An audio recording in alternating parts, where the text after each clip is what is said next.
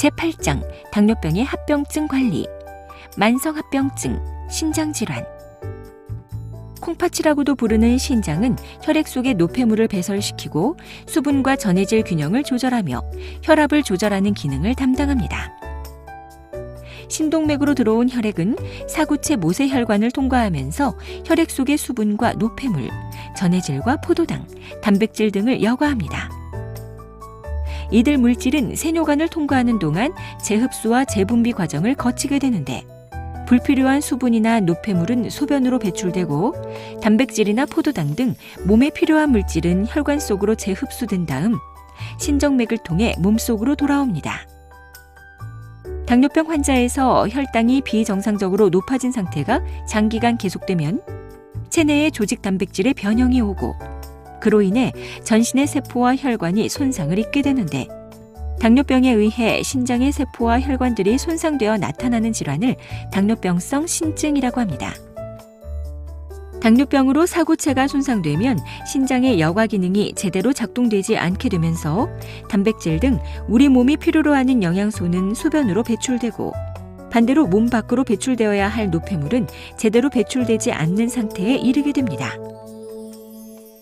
그리고 이러한 상태가 진행되면 신장의 기능이 거의 상실되는 말기 신부전 상태에 이르게 되어 혈액투석이나 복막투석, 신장이식 등을 필요로 하게 됩니다.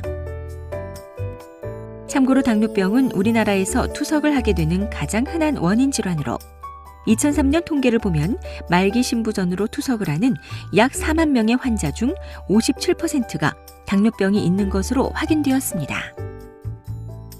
당뇨병성 신증의 증상과 진단. 건강한 신장의 기능에는 상당한 여유가 있기 때문에 신장 기능이 상당히 손상될 때까지 특별한 이상 증상이 나타나지 않습니다.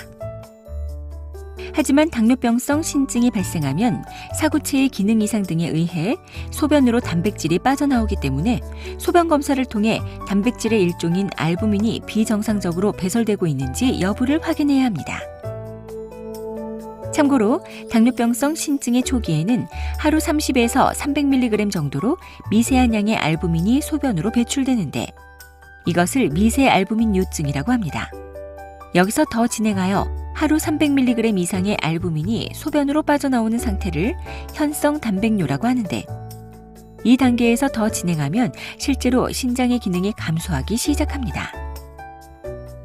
이처럼 질환의 초기에는 환자가 특별한 이상 증상을 느끼지 못하기 때문에 당뇨병 환자는 최소한 1년에 한 번씩 병원에서 소변 검사로 미세 단백뇨를 측정해서 신증의 발생 여부를 확인해야 합니다. 당뇨병성 신증의 예방과 치료. 검사 결과 미세 단백뇨가 검출이 되지 않는 상태라면 혈당 조절을 열심히 하면서 향후 발생할 수 있는 당뇨병성 신증을 예방해야 합니다. 연구에 따르면 혈당 조절이 잘 된 환자군은 혈당 조절이 잘 되지 않은 환자군에 비해 당뇨병성 신증의 발생 비율이 절대적으로 낮은 것으로 확인되었습니다. 한편 검증되지 않은 건강보조식품이나 민간요법은 신장에 부담을 주거나 신장의 기능을 저하시킬 수 있기 때문에 주의가 필요합니다. 만약 미세 단백뇨가 검출되는 상태라면 무엇보다 혈당을 조절하는 데 각별한 신경을 써야 합니다. 왜냐하면 미세 단백뇨가 나오더라도 혈당을 잘 관리하면 상태가 호전되는 경우도 있기 때문입니다.